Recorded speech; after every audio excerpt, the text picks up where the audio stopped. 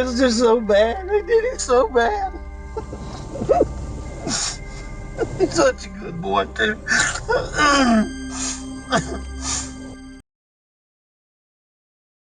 For a century, the Murdaugh name carried power.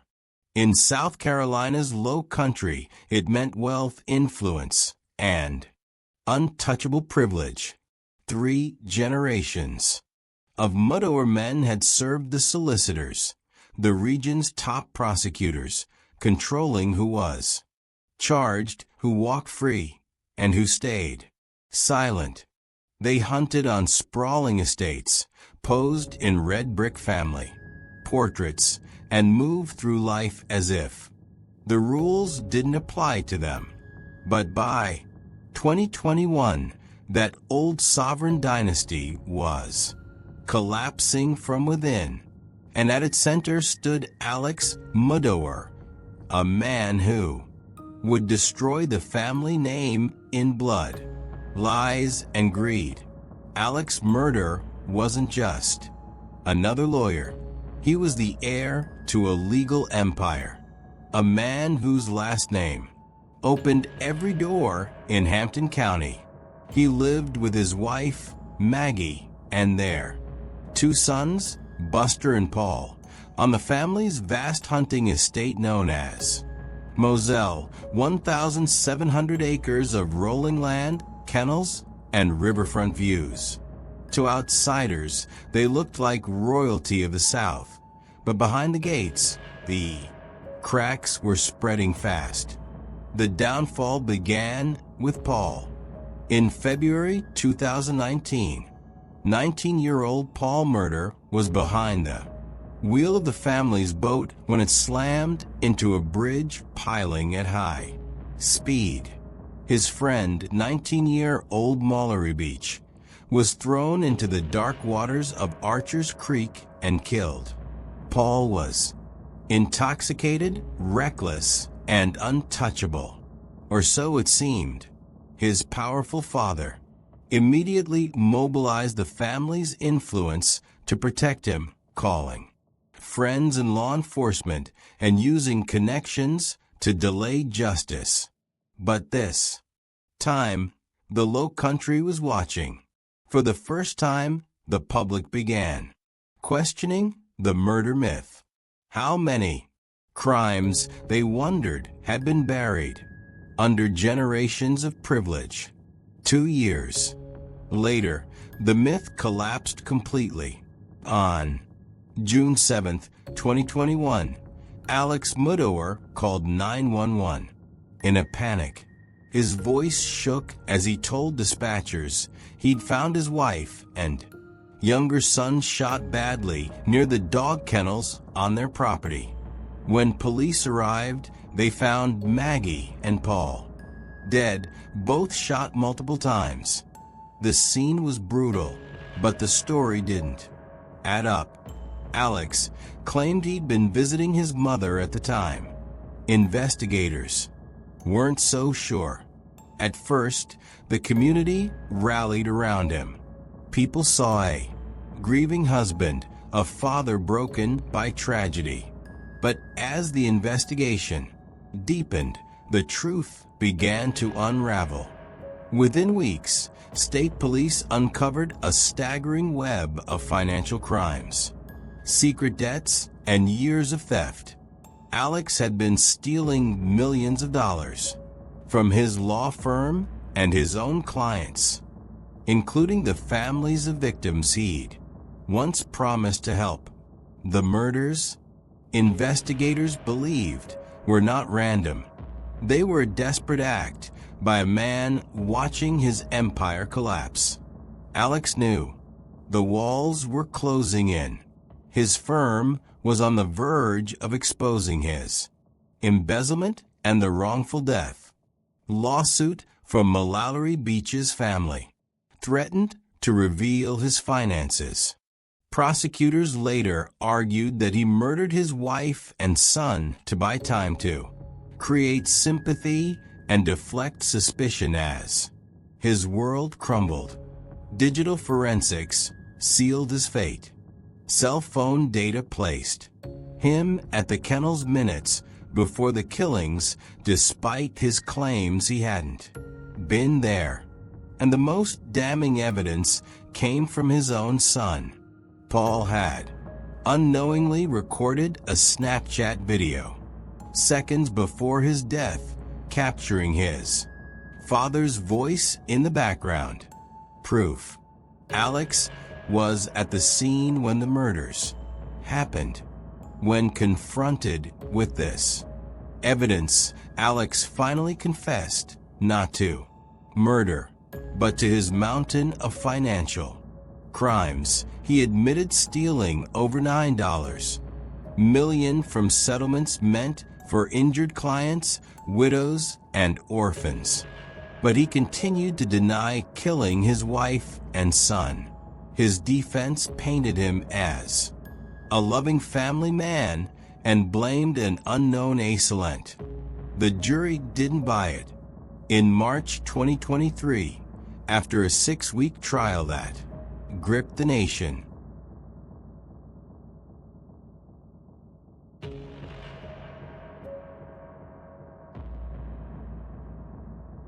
for nearly 2 decades, Jean-Claude Romand lived a lie so perfect that even his closest family never suspected a thing.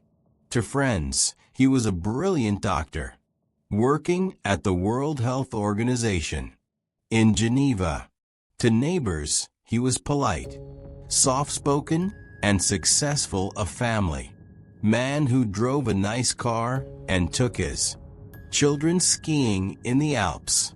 But in January 1993, that calm, respectable image erupted into horror when his web of lies finally began to unravel. Romand didn't come clean. He wiped out his entire family to keep the illusion intact. The deception began innocently enough. In 1975, Romand enrolled in medical school at the University of Lyon. He was bright but anxious, terrified of failure. During his second year, he missed an important exam. Rather than face humiliation, he simply pretended he had passed. He kept the lie going year after year. He never graduated, never earned a medical license, never practiced medicine, yet somehow he built an entire life around a career that didn't exist. Romand told everyone that he had joined the World Health Organization, claiming to commute between France and Geneva each morning. He left home wearing his white coat and stethoscope, kissed his wife and children goodbye, and drove off. But instead of heading to the headquarters, he parked near the border, sat in cafes, walked in the woods, and read medical journals to maintain the illusion. At night, he returned home recounting imaginary conferences and diplomatic dinners. Money was the glue that kept the lie alive. To maintain the lifestyle of a high-level physician, Romand began manipulating those closest to him. He convinced friends and relatives to invest in Swiss financial accounts he claimed to manage through the WH.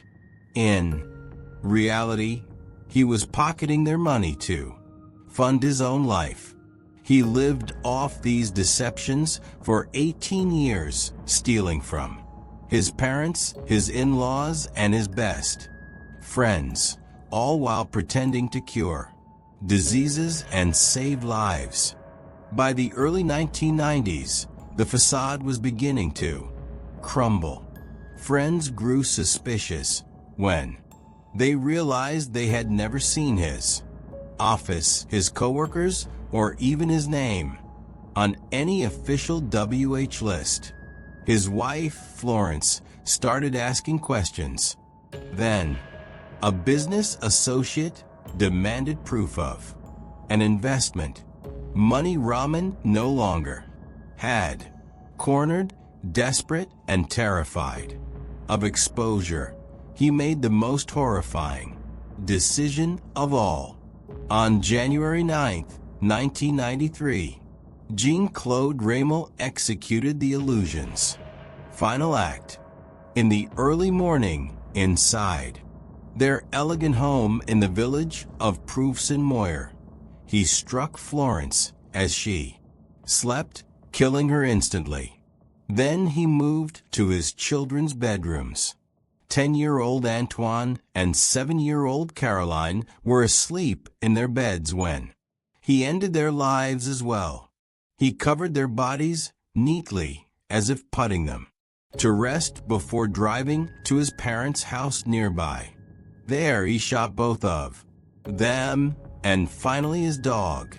After the killings, Romand returned home, scattered pills around the floor, poured gasoline, and set the house on fire. He intended to die in a blaze, but fire crews arrived too quickly. They found him unconscious but alive, pulled from the burning ruin of his once perfect life. The investigation revealed the staggering truth. Romand had no medical degree, no job, and no affiliation with the World Health Organization. His business trips were hours spent aimlessly driving through back roads, eating alone in highway restaurants, sometimes sleeping in his car. The money he had stolen from family and friends, over 1 million francs, was gone wasted on maintaining his fiction. When interrogated, Romand claimed that he had loved his family too much to let them face the shame of his exposure.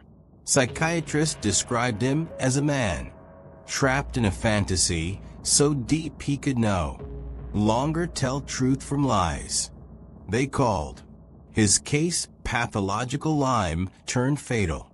The French public was hypnotized by the story. A man who had built an entire world out of imagination, then burned it to ash to avoid the truth. His trial in 1996 became a national obsession.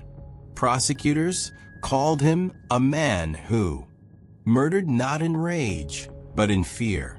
Fear of being ordinary. Romand's defense described him as mentally ill, detached from reality after living 2 decades inside a lie. The courtroom was silent as he finally spoke. I could not face the collapse of the image I had built. I loved them too much to let them see me as I am. The jury was unmoved. Claude Romand was convicted of 5 counts of murder and sentenced to life in prison with no possibility of parole for 22 years. The man who had pretended to cure others would spend decades behind bars trying to understand his own sickness. In 2019, after 26 years in prison, Rom was quietly released on parole under strict supervision. He moved into a monasterian facility near Lyon, working in silence and anonymity. Claude Romand's story endures because it forces an impossible question. How far will a person go to protect a lie? He spent 18 years pretending to heal the world only to destroy the one thing that truly was his family. She wasn't here. Kids weren't here. I have no idea where they went. I don't feel like this is even real right now. It's like a nightmare that I just can't wake up from. She's pregnant as well. How far along? 14, 15 weeks. On camera, Chris Watts was the picture of devotion. A husband begging for his family's safe return.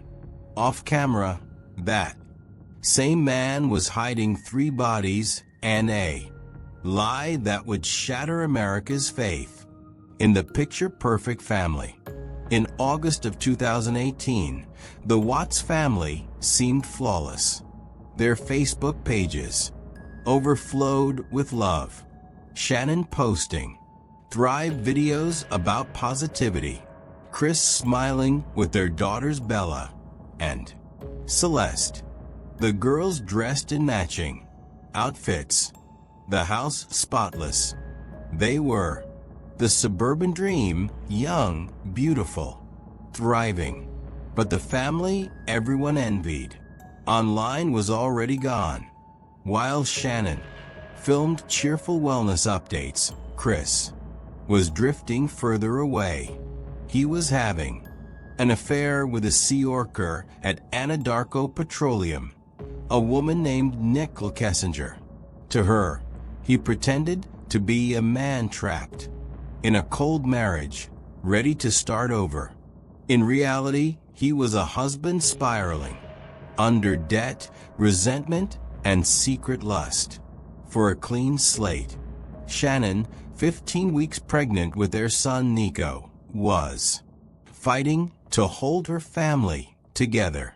When she flew to Arizona for a Thrive conference in early August, she told friends she felt something was wrong. Chris had gone quiet, distant, cold. On August 12th, she returned home after midnight, exhausted from travel, but hopeful that things could be fixed. Her friend Nicole Atkinson worried after getting no response the next morning, became the first hero of this story. She called police for a welfare check. That simple act exposed one of the most horrifying family secrets in modern American crime. Chris greeted officers calmly at the door. He smiled, invited him in, and acted confused. "I have no idea where they are," he said, pacing the spotless living room. His arms folded tightly. His voice trembled just enough to seem human. Within hours, he was standing on his driveway before television cameras, pleading, "I just want them back." The world watched a man supposedly crushed by grief.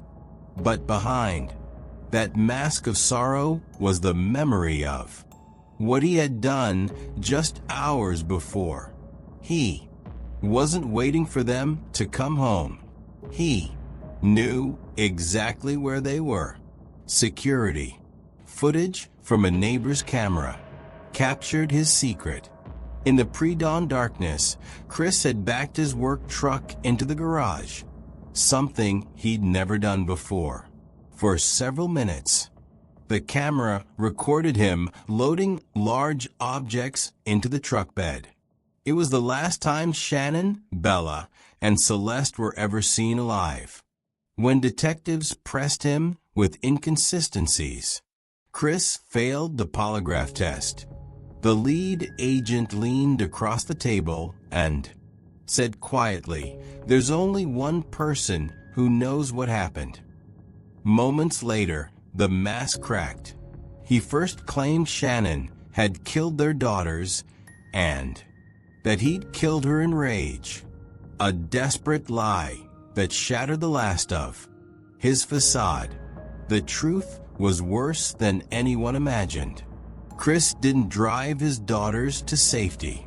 He drove them to their graves. In the early morning hours of August 13th, after an argument where Shannon said she'd never let him see the kids again, Chris climbed on top of her and strangled her in their bed. When Bella and Celeste woke up crying, he told them their mother was asleep. Then, as the sun rose, he wrapped Shannon's body in a sheet, placed it in his truck, and loaded his daughters in the back seat. Alive, he drove 40 miles to the Survey 319 oil site, the remote field where he worked. There, he buried Shannon in a shallow grave and ended the lives of his 2 little girls before placing their bodies inside separate oil tanks. Later, investigators found Kessinger's Google history, searches for wedding dresses, and how to prepare for a new life with someone.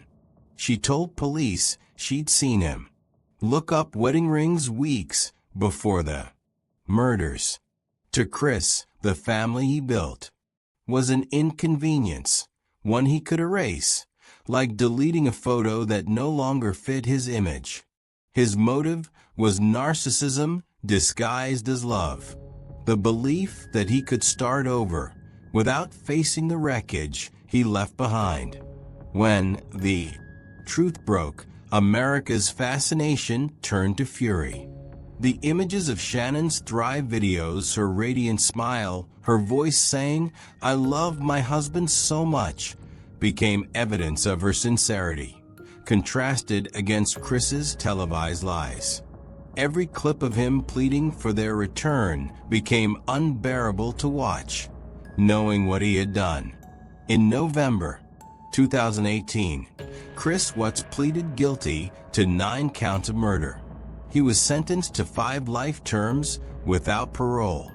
Shannon's family requested prosecutors not seek the death penalty. They didn't want to become part of another cycle of death. Today, he lives in isolation at Dodge Correctional Institution in Wisconsin, rarely speaking to anyone, occasionally writing letters to strangers who claim to understand him. But no letter, no prayer, no word can undo what he did. Chris Watts didn't just destroy his family. He murdered the illusion of the perfect life. He proved that evil doesn't always hide in the shadows. Sometimes it smiles for the camera. To the people of Anstedt in Austria, Josef Fritzl looked like an ordinary man. He was a retired engineer, a landlord, a husband, a father, and a grandfather. His house sat on a quiet street lined with trees and gardens, the kind of place where nothing bad ever happens. Neighbors described him as strict, private, a little strange, but never dangerous. They had no idea that beneath that tidy suburban home was one of the most horrifying secrets in modern history. A secret that stayed hidden for 24 years. In 1984, Fritzl's 18-year-old daughter, Elizabeth, vanished. Her parents reported her missing, claiming she had run away to join a cult. The police believed them. Weeks later, a letter, supposedly written by Elizabeth, arrived, saying she was safe and didn't want to be found. Her mother wept with relief, but the letter was a lie, one written under duress in the darkness of a cellar that no one else knew existed. Josef Fritzl had spent years preparing that cellar. Behind the heavy steel door in the basement of his house was a labyrinth of hidden rooms, a soundproof underground bunker equipped with a bed, a small bathroom, a stove, and no windows. He built it himself, brick by brick, under the guise of a nuclear fallout shelter. In reality, it was a prison for his own daughter. On August 28, 1984, he lured Elizabeth into the basement, telling her he needed help carrying a door. When she stepped inside, he locked it behind her. For the next 24 years, she would not see daylight again. What happened inside that cellar is almost beyond comprehension. Josef visited the hidden rooms almost every night, bringing food, supplies, and as later revealed in court, unspeakable abuse. Over the years, Elizabeth gave birth to 7 children. 3 of them, Kirsten, Stefan, and Felix, were forced to live their entire lives underground, never seeing the sky. The other 3 were taken upstairs by Fritzl, who told his wife, Rosemary, that the infants had been left on the doorstep by Elizabeth, who was struggling to care for them. The 7th child died shortly after birth, and Josef disposed of the body without telling anyone. The deception was so complete that even Fritzl's wife, who lived upstairs, never realized that the daughter she mourned was imprisoned below her feet. Josef maintained total control of both worlds, the dutiful patriarch above, the tyrant and jailer below. He kept the 2 realities separate with obsessive precision. For years, authorities and social workers questioned why Elizabeth's abandoned babies appeared at the same address. But Josef always had an answer. He forged letters in Elizabeth's handwriting, updating her supposed life in the cult, and everyone believed him. In April 2008, the nightmare finally collapsed. 19-year-old Kirsten, the eldest of the cellar children, fell critically ill. Elizabeth begged her father to get medical help. Josef, realizing she might die, finally brought Kirsten to a hospital, claiming she was his granddaughter. But doctors were alarmed. The girl was pale, malnourished, and had clearly lived without sunlight for her entire life. When they appealed for her mother to come forward, the police reopened a missing person case of Elizabeth Fritzl. The next day, Elizabeth herself appeared at the hospital under Josef's watch. After he promised she could see Kirsten, doctors immediately alerted police. When investigators questioned her privately, Elizabeth finally spoke the words she had been forbidden to say for 24 years. "My father did this to me." The rescue that followed stunned the world. Police raided the house, uncovered the hidden entrance, and descended into the maze of narrow rooms. The air thick, the walls damp, the space claustrophobic and silent. Inside were the remnants of 2 decades of captivity, children's drawings, old toys, a tiny sink, and a television that had been their only window to the outside world. The cellar was not just a prison. It was an entire hidden life. When confronted, Josef Fritzl confessed without hesitation. He said he had acted out of a sick fantasy and claimed he had tried to create a family underground. The confession chilled even seasoned detectives. It was not rage or impulse. It was control, obsession, and calculated evil carried out over half a lifetime. In 2009, Fritzl was charged with murder, rape, enslavement, and incest.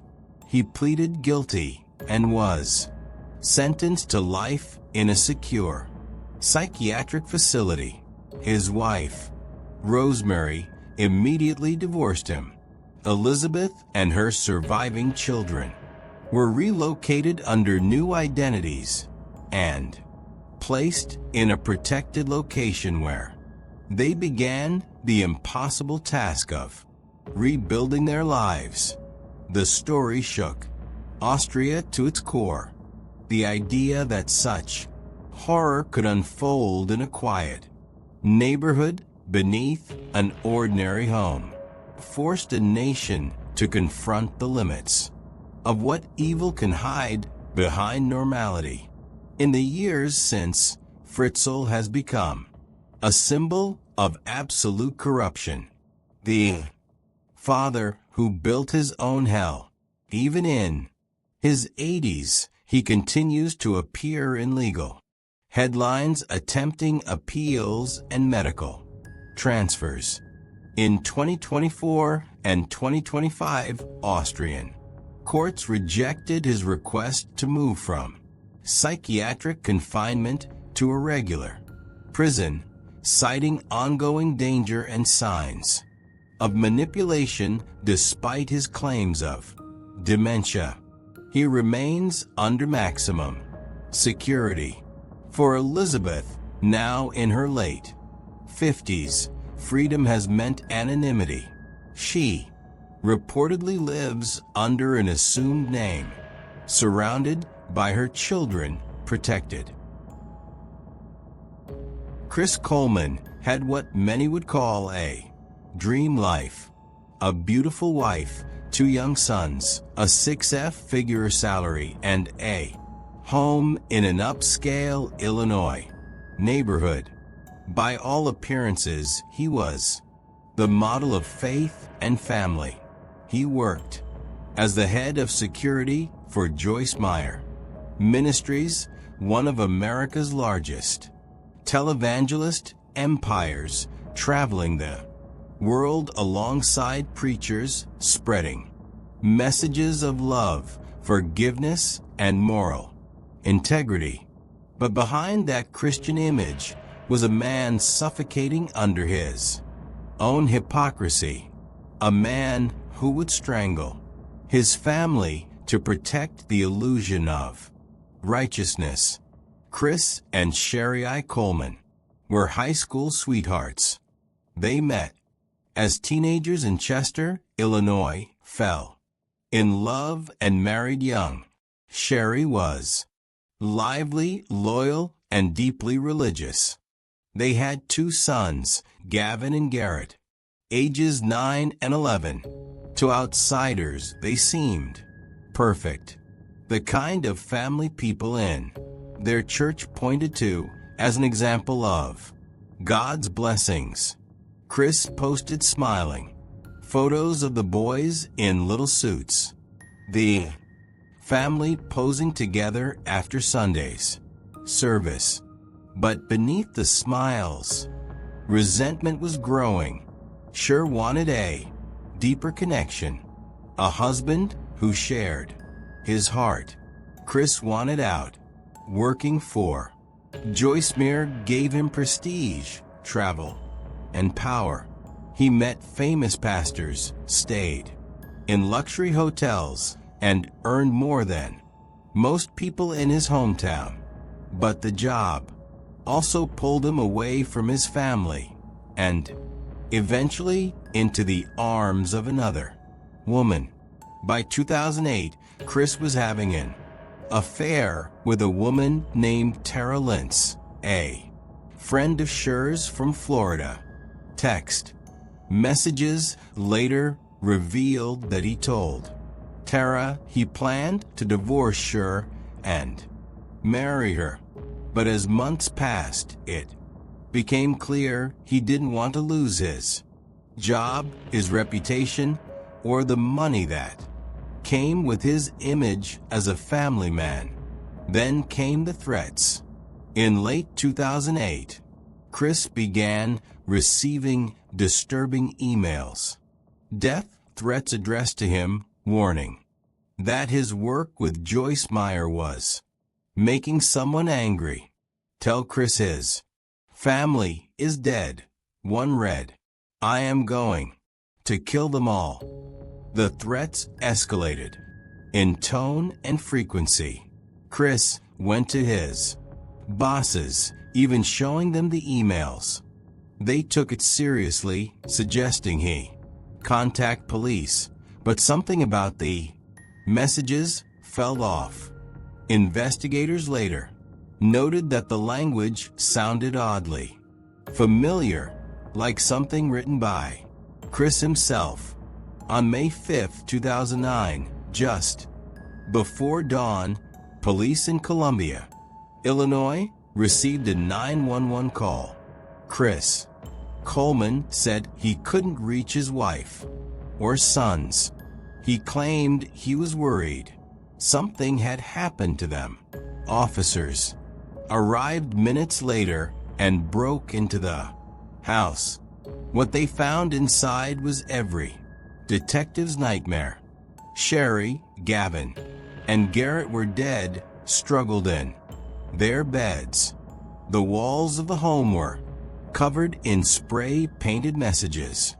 It looked like the work of a religious fanatic, but within hours, the evidence pointed somewhere far closer.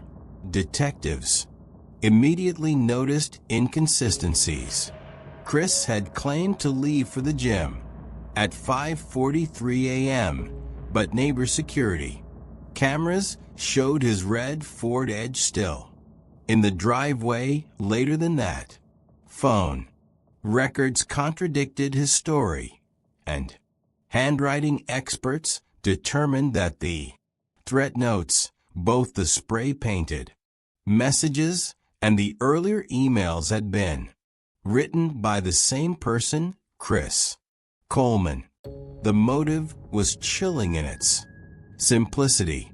Chris wanted a new life with his mistress, but divorce would have cost him everything. He feared losing his job with Joyce Meyer Ministries, an organization that pitched family values and the lifestyle it afforded. In his mind, murder was easier than honesty. In the days that followed, the illusion collapsed completely. Tara Lentz told police that Chris had promised they'd be married by June 2009, barely a month after the murders. He had even booked a trip to Hawaii for them. Detectives later found photos of the couple together on his phone, taken while his wife and children were still alive. Prosecutors laid out the evidence with devastating clarity. Chris had staged the entire crime scene, from the emails to the graffiti, to make it look like an attack from an outsider angry about his work. But the handwriting, the timeline, and the technology all betrayed him. His own cell phone's GPS placed him near the house when he claimed to be at the gym. The trial drew national attention. People couldn't comprehend how a man who guarded one of the most famous Christian figures in the world could slaughter his own family in cold blood. The hypocrisy was staggering. The very man charged with protecting a ministry based on faith and love had destroyed his own home for lust and pride. On May 5, 2011, exactly 2 years after the murders, the jury found Chris Coleman guilty on all counts. The verdict came after just 11 hours of deliberation. Sherry's family wept as the judge sentenced him to life in prison without the possibility of parole. He showed no emotion. Joyce Meyer herself later testified that she would never have fired Chris for divorcing, a revelation that made his crime even more senseless. In 2013, the Illinois Appellate Court upheld his conviction. The Supreme Court declined to hear his appeal, closing the final door on a man who had once stood at the front lines of a global church. In prison, Coleman has remained mostly silent, occasionally sending letters claiming he's innocent. But the evidence and the sheer calculation of his act left no room for doubt. His name is now synonymous with betrayal, a man who killed not out of rage, but out of vanity and fear of losing face. He proved that sometimes the most dangerous people in faith aren't the ones outside the church, but the ones standing guard at its doors. Let's tell me the story. What? Listen, Pete. Have they got any evidence on you? They've got nothing on me. Nothing. In the early 2000s, the British media couldn't get enough of Mick Philpott. He was the father of 17 children living with his wife, née his mistress, and a rotating cast of offspring in a chaotic but seemingly loving household. Tabloids called him Mr. Britain's Big Family. He appeared on daytime television shows, smiling and boastful, complaining about the pressures of raising such a large family on government benefits. His story was used to spark national debates about welfare, morality, and modern family life. He relished every second of it. But behind the grin and the media circus was something far darker. A manipulative, violent narcissist who would eventually kill 6 of his own children to feed his ego and reclaim control. Mick Philpott's rise to infamy began long before the tragedy that made him a household name.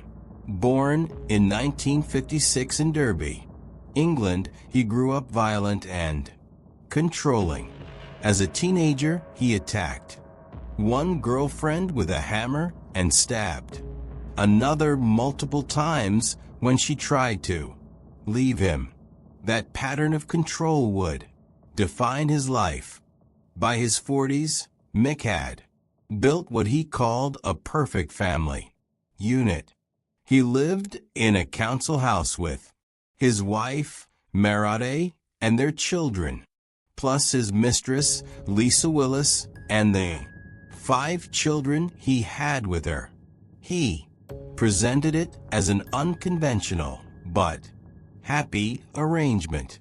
He had no job but lived comfortably on benefits, proudly claiming that raising his family was his work. He liked the attention it brought him. He was a self-styled celebrity of Britain's tabloid culture, bragging about his virility, his family empire, and his status as a man who had the system figured out. But in early 2012, everything began to unravel. Lisa Willis finally left him, taking her 5 children with her after years of emotional and physical abuse. For Mick, it wasn't love that was lost. It was control. He couldn't stand the idea that a woman had escaped his dominance, and, worse, that the public might see him as weak. He tried to manipulate the situation, demanding her return, filing custody claims, and making wild threats. When none of it worked, he began plotting a way to win sympathy and attention once again. His plan was shocking in its simplicity and cruelty. Mick decided to stage a house fire. The Goal was to frame Lisa for trying to kill his family, making him appear as a grieving hero and restoring his public image. He recruited his wife Murdaugh and their friend Paul Mosley to help him set the fire, believing they could ignite it, alert neighbors, and rescue the children in time. But like everything Mick Philpott ever did, it was driven by ego, not logic, and the plan went horribly wrong. In the early hours of May 11th, 2012, flames tore through the Philpott family home in Derby. Inside was 6 sleeping children: Jade, John, Jack, Jesse, Jaden, and Dwayne, aged 5 to 13. Fixed smoke filled the bedrooms within seconds. Neighbors awoke to screams as Mick and Marie ran outside, shouting that their children were trapped. Cameras captured him crying hysterically in the street as firefighters tried desperately to reach the kids, but the fire spread too fast. All 6 children died of smoke inhalation. The nation mourned. Donations poured in. Mick appeared on television weeping, holding his head in his hand, saying, "I tried so hard to save them." For a moment, it worked. He was once again the center of national attention. But detectives quickly grew suspicious. His grief looked theatrical. His story kept changing. And the fire investigation revealed something damning. The blaze had started from the inside, near the house's main doorway, using petrol. There was no sign of forced entry.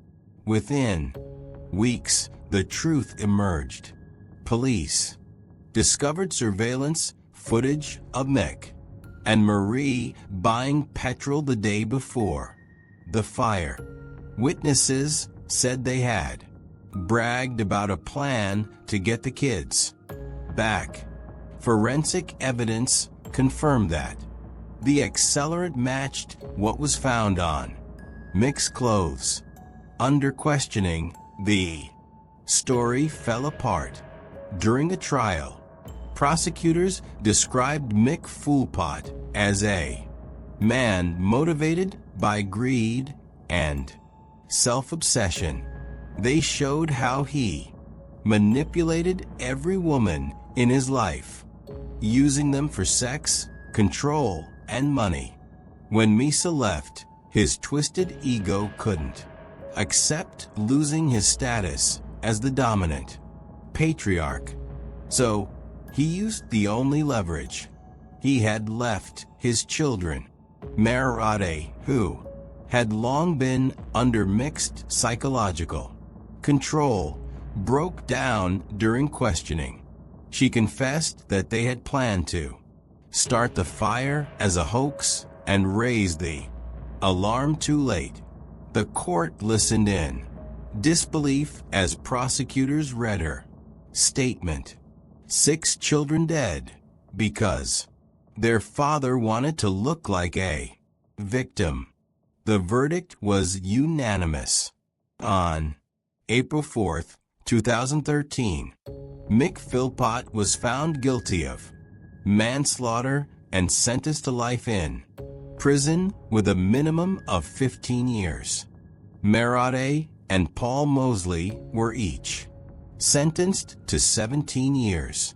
As the judge read the sentence, Mick smirked, still incapable of seeing the horror he'd caused. The public reaction was explosive. The story became a mirror for Britain's anxieties about class, welfare, and moral decay. In the years since, Mick Philpott has remained behind bars, occasionally surfacing in tabloid headlines for violent incidents and prison altercations. His remaining family members have disowned him. He killed out of pride, and in trying to prove himself a hero, he revealed himself as one of the most despicable fathers in British history. A man who turned tragedy into spectacle and burned his own legacy to ashes. I just ran away from home. Okay. And I live in a family of 15. Okay. My 2 little sisters right now are chained up. I'm sorry if I talk too much. Okay. I've never talked to anybody out there, so I've never been alone with a person, so it's very hard for me to talk. From the outside, the Turpin family looked like an American miracle. A smiling mother and father with 13 children, always dressed in matching outfits.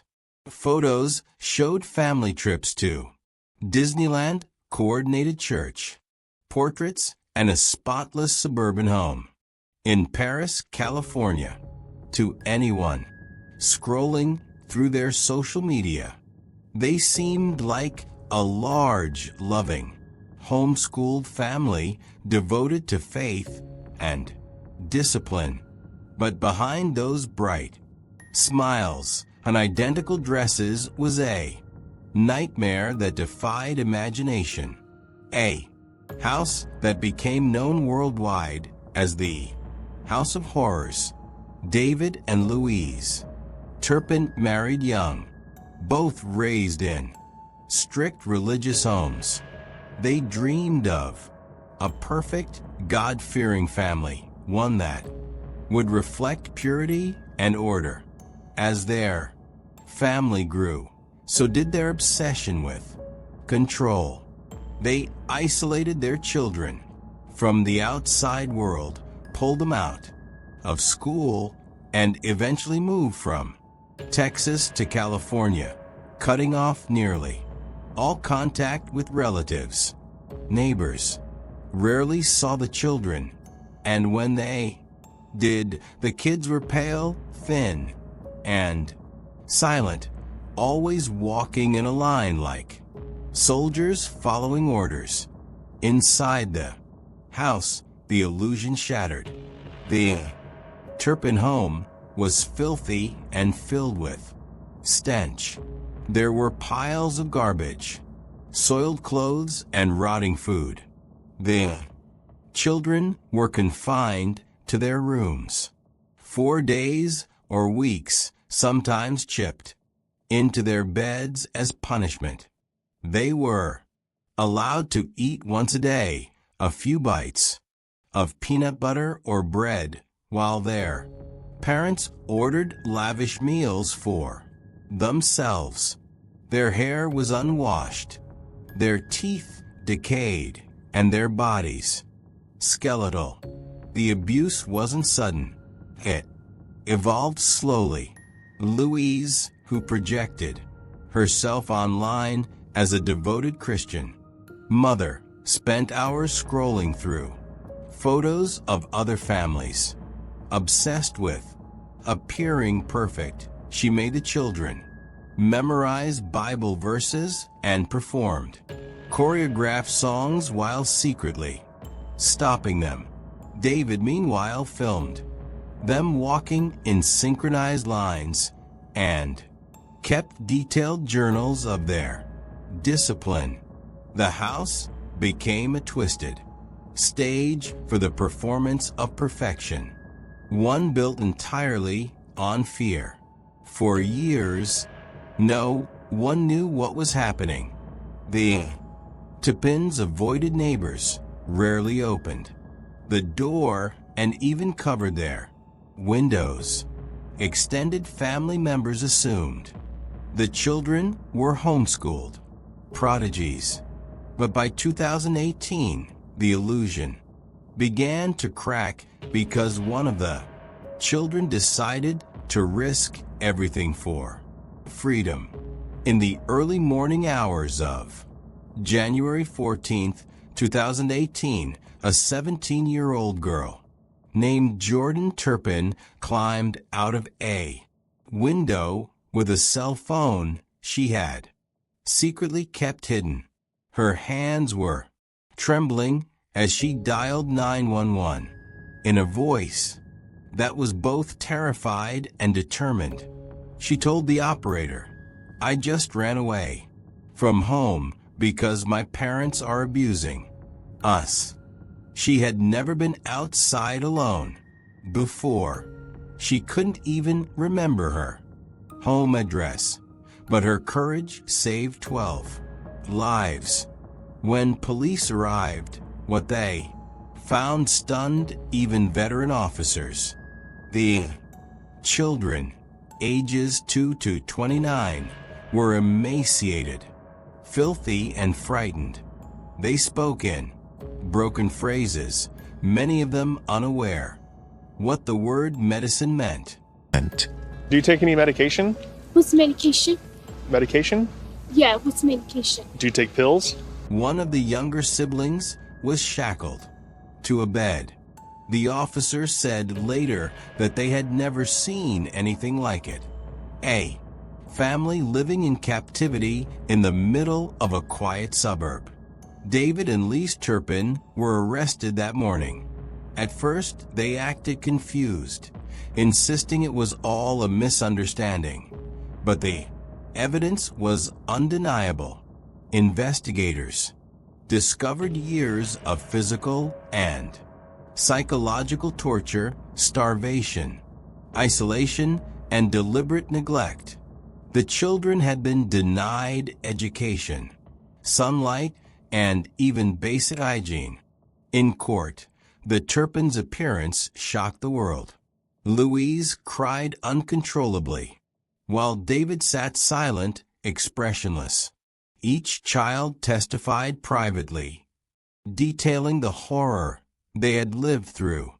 The judge called it human cruelty at its worst. On February 22nd, 2019, David and Louise Turpin pleaded guilty to multiple counts of torture, false imprisonment, and child endangerment. They were each sentenced to life in prison with the possibility of parole after 25 years. In the courtroom, some of their now adult children read statements of forgiveness, a testament to resilience that moved even hardened reporters to tears. I love both of my parents so much. Although it may not have been the best way of raising us, I'm glad that they did, because it made me the person I am today. But freedom didn't immediately mean safety. The world celebrated the Turpin siblings as survivors, yet their next chapter was filled with new challenges.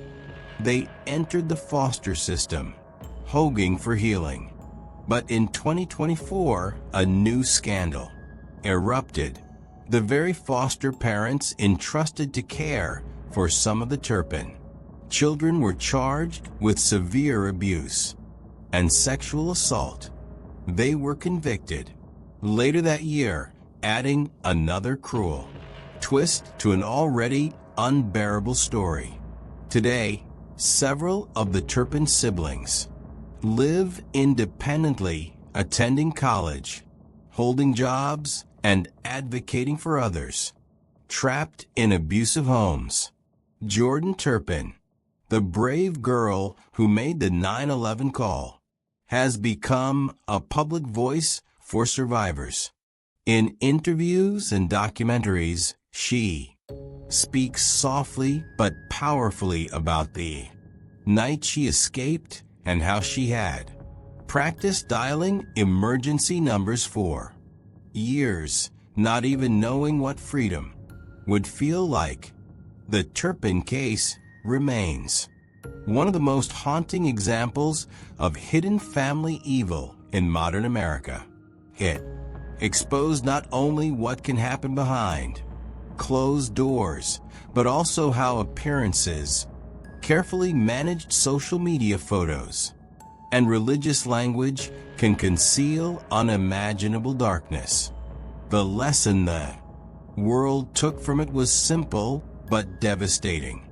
Sometimes the most picture-perfect families are prisons in disguise. On paper, John Emil List was the embodiment of middle-class respectability, a devout Lutheran, a quiet accountant, a husband, a father of 3, and a man who attended church every Sunday in his press suit. He lived with his family in a 19-room Victorian mansion called Breeznall Inn, Westfield, New Jersey, an elegant symbol of success. To the neighbors, the Lists were traditional, disciplined, and moral. But in November 1971, that same husband and father methodically executed his entire family, then vanished for nearly 2 decades, leaving behind a letter that read like a salmon from hell. John List was born in 1925 in Michigan to strict German-American parents. His father drilled into him the values of discipline, religion, and control, values that became obsessions. After serving in World War II, List earned a business degree, married a widow named Helen, and built what seemed like the perfect suburban life. They had 3 children, Patricia, John Jr., and Frederick. Outwardly, they were wholesome and faithful, but inside the home, everything was collapsing.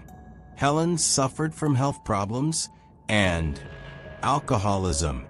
She had contracted syphilis from her late first husband and hid it for years, leaving her physically weakened and emotionally volatile. John considered divorce sinful and instead retreated into silence. His career began to falter. He lost one accounting job after another, too proud to tell anyone.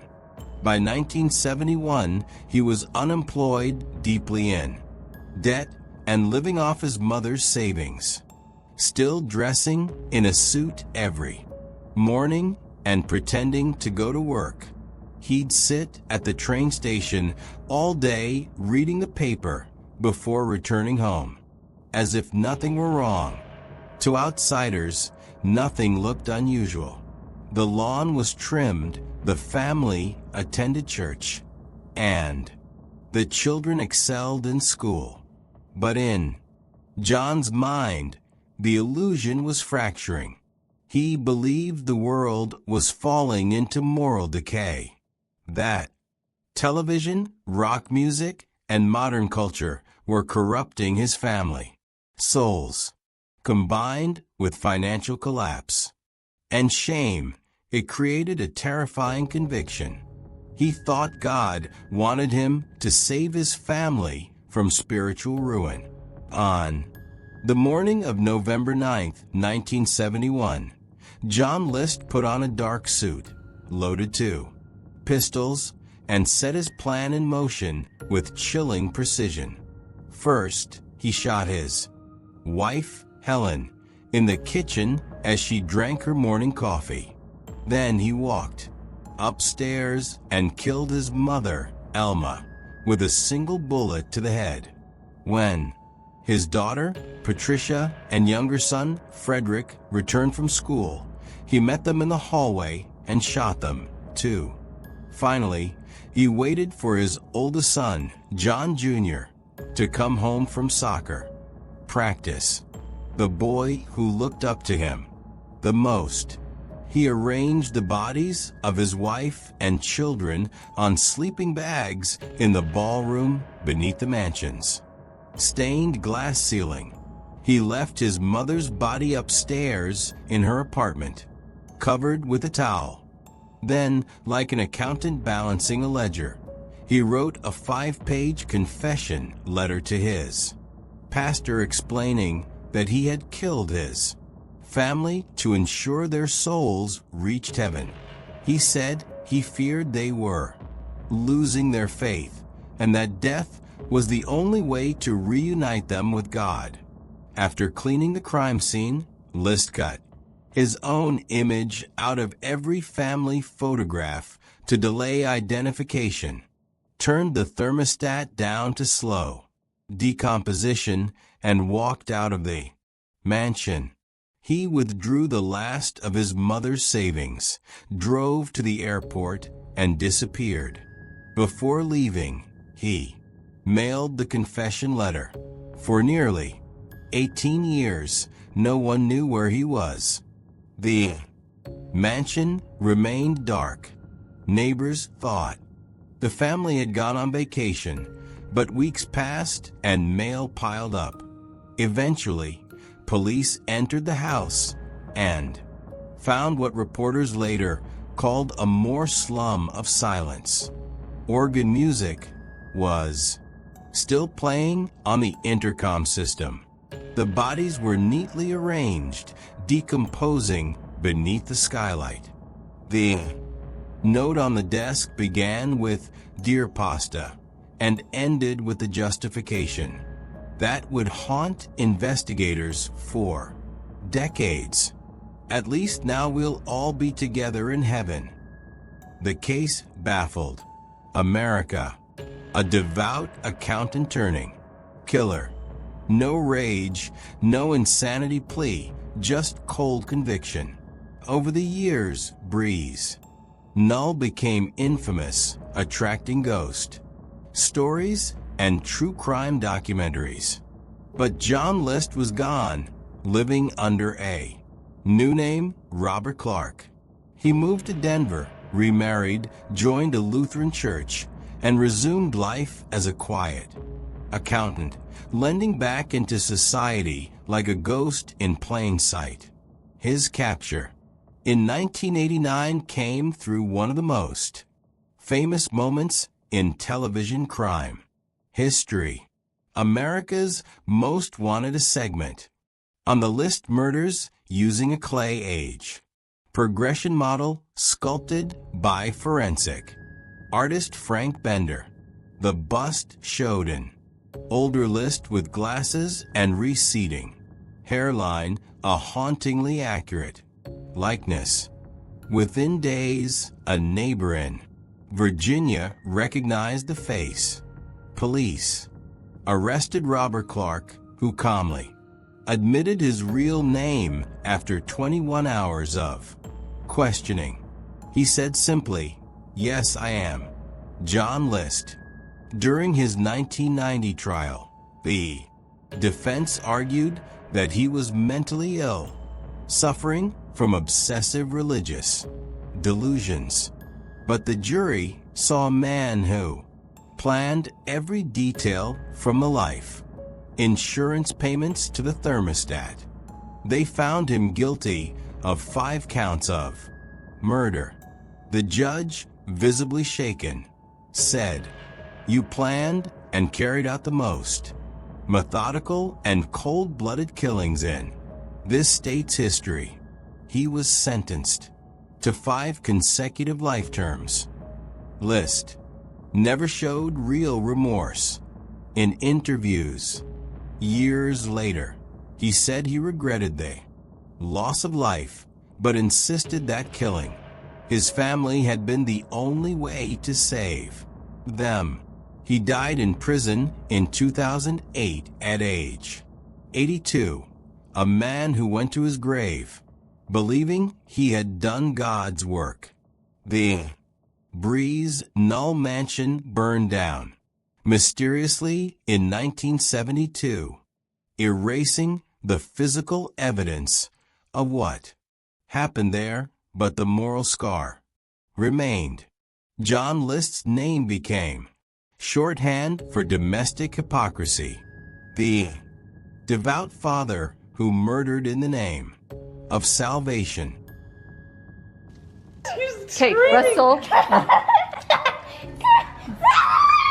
I'm only going to say it one more time, and then you're going to lose the privilege to eat dinner. For years, Ruby Franke was the internet's model mom. Millions of viewers tuned in to her YouTube channel. 8 Passengers, where she filmed her 6 children's daily lives in their spotless Utah home. The videos looked wholesome. Family prayers, chore charts, discipline lessons, bedtime stories.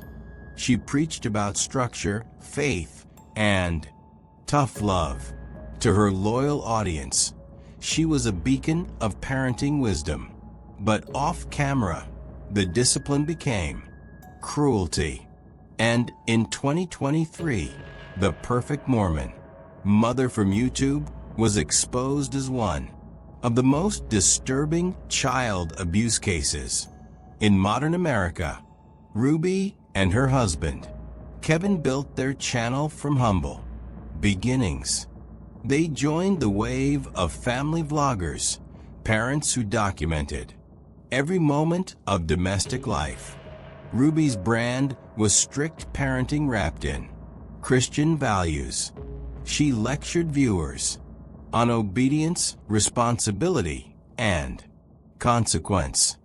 The videos often showed her children tearfully repenting for small mistakes, forgetting lunch, misbehaving in class, or refusing chores. Ruby called it training. Her followers called it bravery. The truth was that it was conditioning, teaching an audience that suffering was moral. At its peak, 8 Passengers had over 2.5 million subscribers. Ruby's videos generated millions of views and sponsorships from major brands. She became an influencer for the idealized American family. But those who watched closely noticed something darker. Her punishments grew harsher, her tone colder. In one now infamous video, she admitted to denying her son food for forgetting his lunch, saying it's his responsibility to be hungry. Another showed her daughter sleeping on a bean bag for months as punishment. Critics began calling her methods abuse disguised as parenting. When Kevin moved out of the family home in 2021, Ruby's control intensified. Around that time, she partnered with a woman named Jody Hildebrandt, a self-proclaimed life counselor and founder of a group called Connections. Jody preached extreme accountability therapy, telling parents that children's mistakes were signs of sin and that isolation was a form of purification. Together, Ruby and Jod became inseparable. They filmed seminars, ran workshops, and posted videos accusing followers of being morally lazy. In reality, they were building a system of psychological control that turned Ruby's household into a cult-like environment. By 2023, Ruby's online presence had grown erratic. The once cheerful vlogs were replaced by lectures about repentance, confession, and punishment. Her children disappeared from the channel. Fans speculated that the older ones had left home. No one realized that the younger two were trapped in conditions that would later horrify the nation. On August 30th, 2023, everything unraveled. In Ivins, Utah, a neighbor called 911 after a 12-year-old boy, Ruby's son, escaped through a window of Jody Hildebrandt's home. He was emaciated, covered in duct tape and rope, marks with open wounds on his arms and legs. Oh, he was such a good kid. When police entered the home, they found his 10-year-old sister in similar condition, thin, filthy, and terrified. The children said they were punished for sins The story spread across the internet within hours. The YouTube mom, who built a career preaching family values, was now under arrest for felony child abuse. Investigators describe a home as a scene of starvation and psychological torment. The same woman who had once given parenting advice to millions had turned her philosophy into a system of cruelty. As the details surfaced, shock turned to outrage. Viewers rewatched old 8 Passengers videos, now seeing them through a chilling new lens. The stern tone, the punishments, the emphasis on obedience through suffering.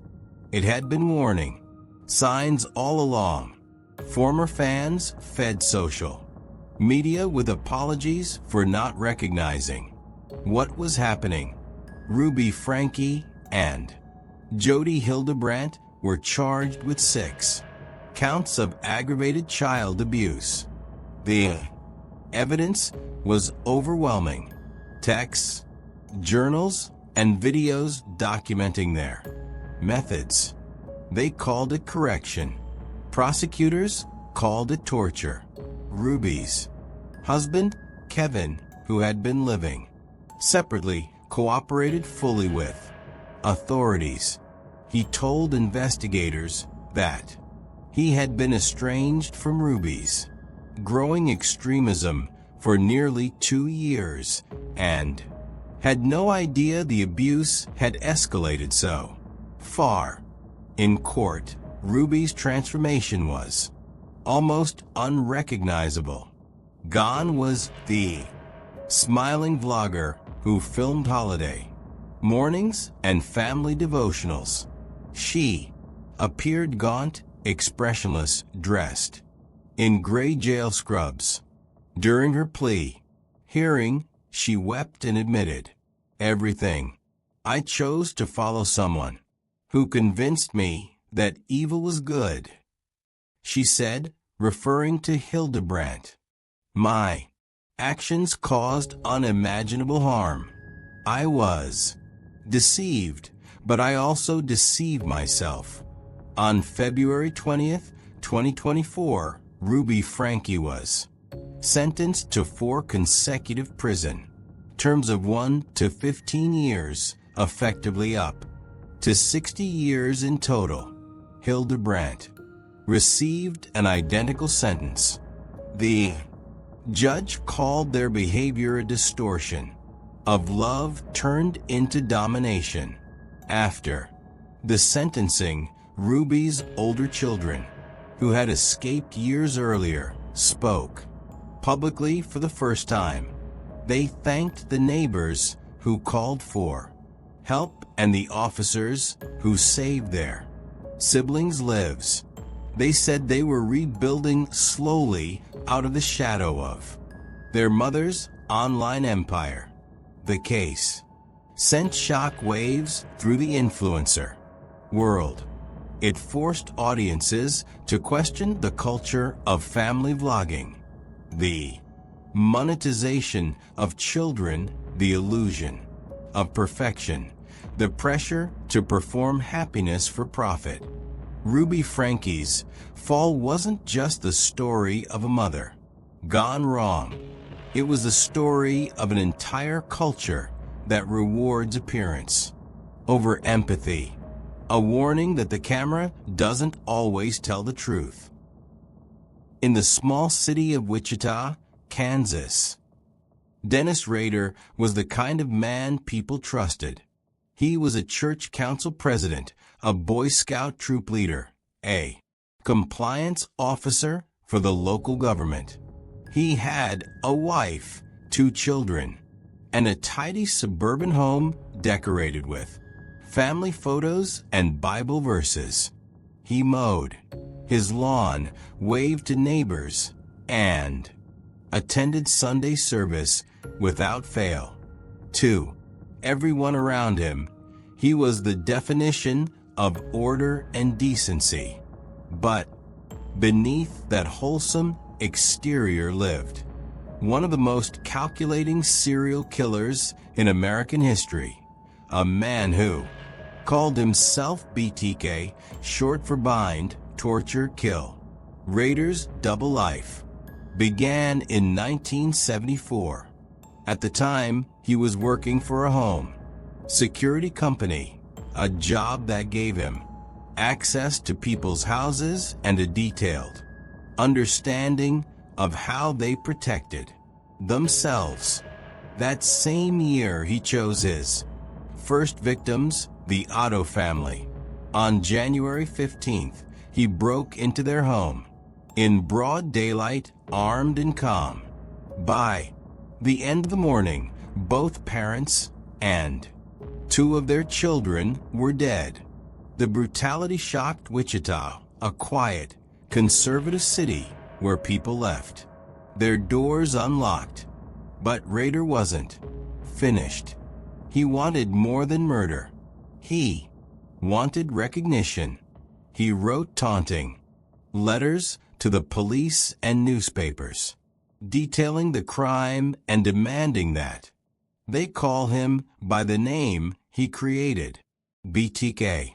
In those letters, he laid out his twisted code: bind them, torture them, kill them as if it were a signature. Over the next 3 decades, BTK became a phantom in Kansas. He killed again and again, choosing victims at random, young women, mothers, even an older widow. He would stalk them for weeks, memorize their routines, and strike when they were alone. Yet even as the murders continued, Dennis Rader's public life thrived. He married Polar Dietz in 1971, became a father, and worked as a strict but respected city employee. At church, he read scripture and led prayers. At home, he played the role of a loving father. He blended imperfectly. His ability to appear normal was his greatest disguise. He planned every detail, documenting each crime in meticulous notes and sketches. He took trophies from his victims, small items he would keep hidden in a locked hidey hole inside his house.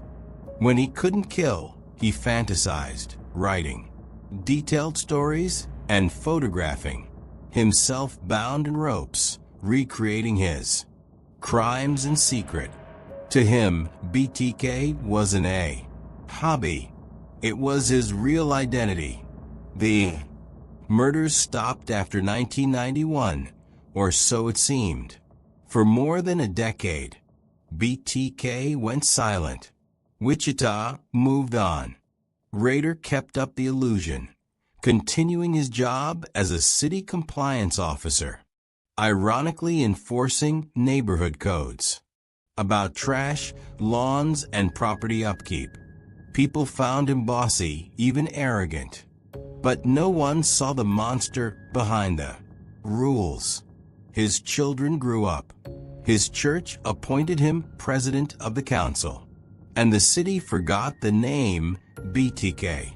Then, in 2004, 30 years after the first murders, Wichita's local newspaper published a story on the anniversary of the Otero killings. It speculated that BTK was likely dead or in prison. That article woke him up. He couldn't stand being forgotten. Rader began sending new letters and packages to the media, bragging about old crimes and including photos, drawings, and even items taken from victims' homes decades earlier. He taunted investigators, convinced he was still smarter than them. But this time, technology had caught up.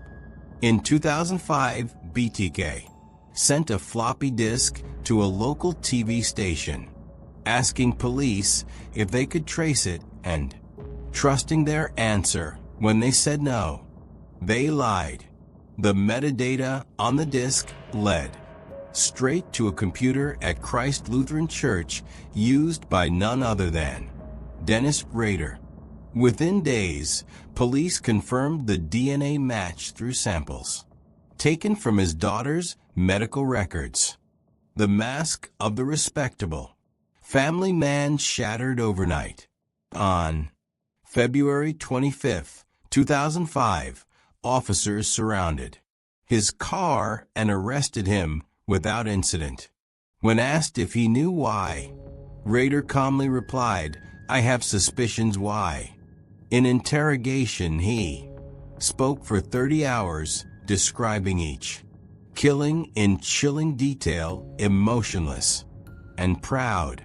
Detective said he recounted his crimes like a man reading grocery lists, methodical, cold, and completely devoid of empathy. The public shock was absolute. Wichita's church-going family man, the scout leader, the code enforcer, the friendly neighbor had been BTK all along. His wife filed for divorce immediately. His daughter Carrie was left to reconcile the father she loved with the killer the world now knew. Rader himself showed no remorse. In court, when asked why he killed, he answered bluntly, "I had this fantasy life. I had to live it out." On June 27, 2005, Dennis Rader pleaded guilty to 10 counts of first-degree murder. He gave a detailed, almost clinical confession describing how he stalked and executed his victims. He was sentenced to 10 consecutive life terms, a total of 175 years without the possibility of parole. But even in prison, Rader continued to crave attention. He wrote letters to journalists, toyed with criminologists, and later admitted he enjoyed watching documentaries about himself. His daughter, Carrie Rawson, eventually spoke out publicly, becoming an advocate for survivors and the families of killers. In recent years, Rader has resurfaced in headlines again. Between 2023 and 2025, cold case investigators in Kansas and Oklahoma reopened several unsolved disappearances with possible BTK links, searching his old writings and property for clues. Even decades later, his presence continues to haunt law enforcement, a reminder that evil can hide in plain sight for far longer than anyone imagines. He proved that monsters don't always wear masks. Sometimes they wear wedding rings, read the Bible at dinner, and teach their children to say their prayers. These 10 families reveal that evil doesn't always come from strangers. Sometimes it's born at the dinner table. They are the smiling parents, the picture-perfect couples, the ones who hid cruelty behind wedding rings and family portraits. Their secrets destroyed generations, proving that even the most ordinary homes can conceal unimaginable darkness. If you found this exploration into the world's most twisted family secrets compelling, please hit the subscribe button and turn on notifications. Share your thoughts in the comments below.